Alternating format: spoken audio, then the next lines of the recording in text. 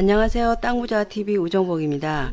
오늘은 지난 시간에 국토의 계획 및 이용에 관한 법률에 의해서 지역과 지구 구역이 정해져서요. 그 지역과 지구 구역에 대한 좀 설명을 드렸습니다. 그런데 이 지역, 지구, 구역이란 용어가 비슷비슷해서 너무 잘 이해가 안 된다. 그러니 좀 분리를 해서 설명을 좀 다시 해달라는 요청들이 좀 있었습니다. 그래서 지역, 지구, 구역을 세 번에 나눠서 다시 좀 설명을 드리려고 좀 의논을 드렸고요. 오늘은 그 1편에 해당하는 지역에 대한 설명을 좀 드리려고 다시 영상을 마련했습니다.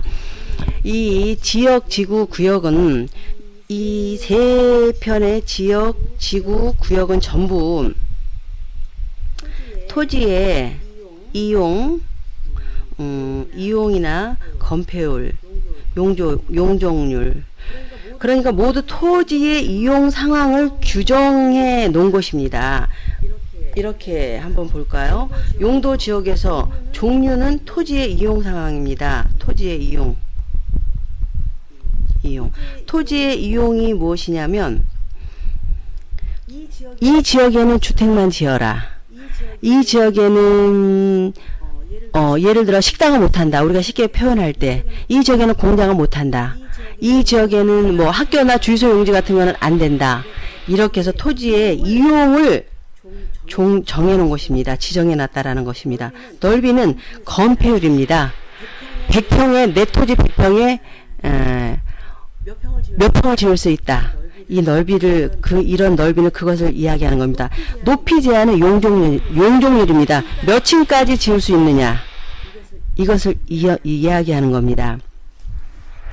그래서 이 지구와 구역은 다 지역을 이렇게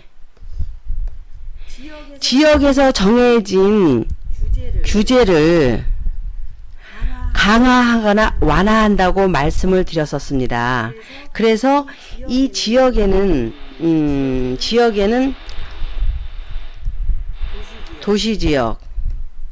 도시지역이 있고요. 그 다음에 관리지역이 있고요. 농림지역이 있고요. 자연환경 보존지역이 있다고 말씀드렸습니다. 자연환경 보존지역이 있고요. 또 도시지역은 세분화됩니다. 이렇게 주거지역, 상업지역, 공업지역, 녹지지역으로 세분화되고요. 또 주거지역은 또 이렇게 세분화됩니다. 1, 2종. 세분화 목적은 다 있습니다.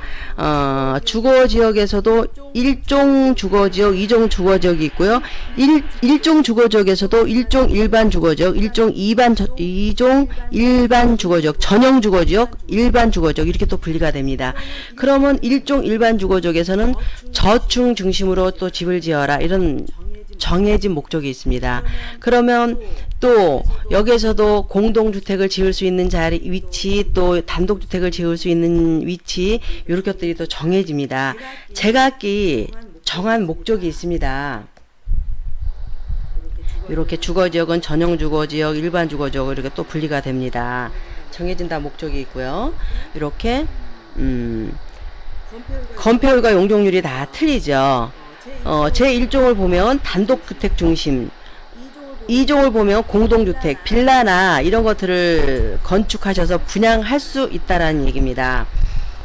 그래서 이렇게 도시지역에는 주거지역, 상업지역, 공업지역, 녹지지역으로 또 세분화가 되고요. 주거지역에는 또 각각이 전용, 일반으로 또 분리가 됩니다. 그리고 이제 건폐율이나 용적률 같은 거를 보면 관리지역과 도시지역에는 또 차별이 됩니다.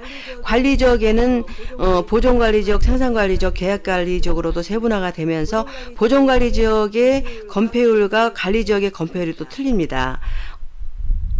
또 틀린 걸 이렇게 확인해 보실 수 있고요. 이렇게 확인해 보실 수 있습니다. 또 각각이 이 보존관리지역에서 행위할 수 있는 것 같고 계획관리지역에서 행위가 또 틀립니다. 여기에서 말씀드린 것처럼 종류가 틀립니다. 이용할 수 있는 종류가.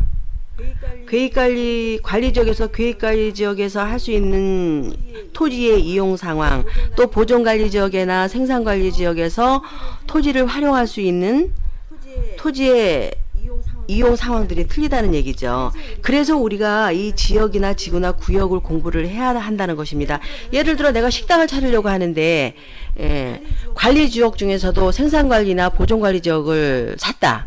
그러면 거기서는 원하시는 행위가 안 됩니다. 보존관리 지역이나 생산관리 지역에서는 단독주택이라든지 1, 2종 사무실뿐이 안 됩니다. 도소매점이라든지 이런 것뿐이 안 됩니다.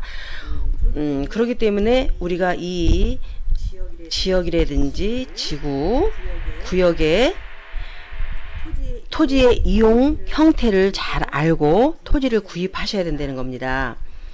이런 상황들을 제대로 알지. 그리고 또 내가 토지의 면적이 작지만 내 땅에서 몇 평의 건물을 지을 수 있는지, 또 위로 용적률이 얼마나 되는지 최소한 이 정도는 알아야지만 투자에도 성공하실 수 있고,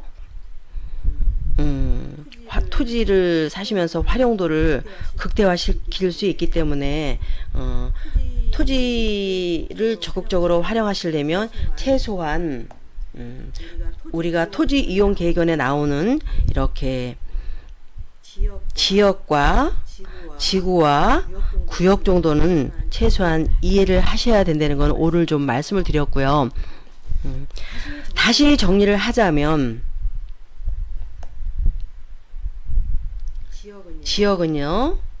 지역에는 도시지역, 관리지역, 농림지역, 자연환경 보존지역이 있고요.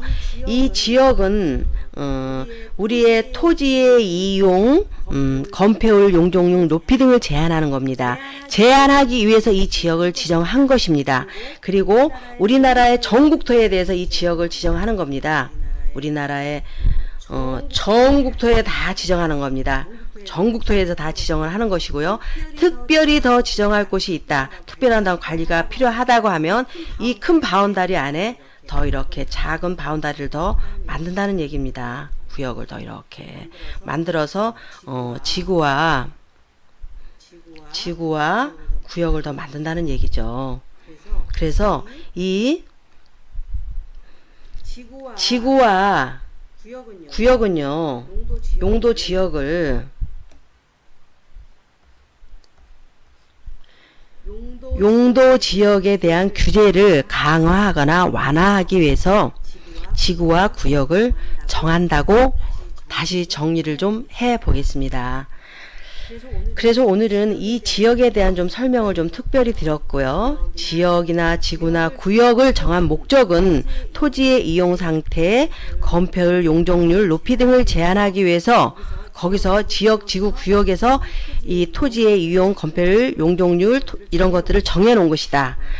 토지를 효율적으로 이용하고, 여기 있습니다. 토지의 이용 상태와 미래 활용 방향, 지역 간 균형 등을 잘 관리하기 위해서 국토의 계획 및 이용에 관한 법률에 의해서 이렇게 지구, 구역 이런 것들을 지구, 구역 이런 것들을 정해놨다라는 말씀이고요. 이런 것들을 이 지역, 지구, 구역을 정하는 것은요, 도시관리 계획으로 또 정하는 겁니다. 오늘은 이렇게 지역, 지구, 구역이 있는데요. 지역에 대한 이야기를 좀 말씀을 드렸고요. 다음은 지구에 대해서 좀 말씀을 드리겠습니다. 지구는 이 지역에 대한 행위를 강화하거나 완화하는 역할을 하고요. 또 구역은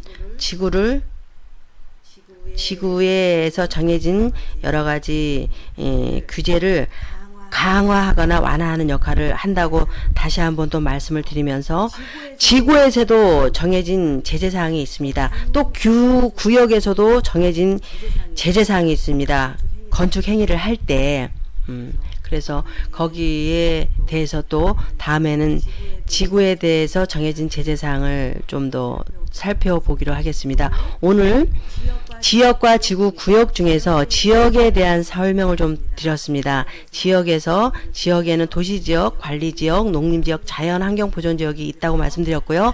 각각의 지역에는요, 건폐율, 용적률 등이 틀리다는 것도 말씀을 드렸고요. 토지의 이용 상태도 틀리다는 것도 말씀을 드렸습니다. 그래서 세부적으로 들어가서 본인이 목적하고자 하는 상황들이 다 틀리기 때문에 이 지역에서 본인의 뭐 식당을 하실 것인지 단독주택을 지으실 것인지 공동주택을 지어서 분양을 하실 것인지 이런 내용들이 포함되어 있기 때문에 본인들의 맞는 포커스를 잘 찾아서 토지 구입하실 때 토지 투자에 성공하시기를 바라겠습니다. 다음에는 지구에 관한 내용으로 다시 또 영상을 준비해 보기로 하겠습니다. 오늘 땅부자 우정복 TV였고요. 더욱 발전하고 성장하는 모습으로 다시 뵙겠습니다. 감사합니다.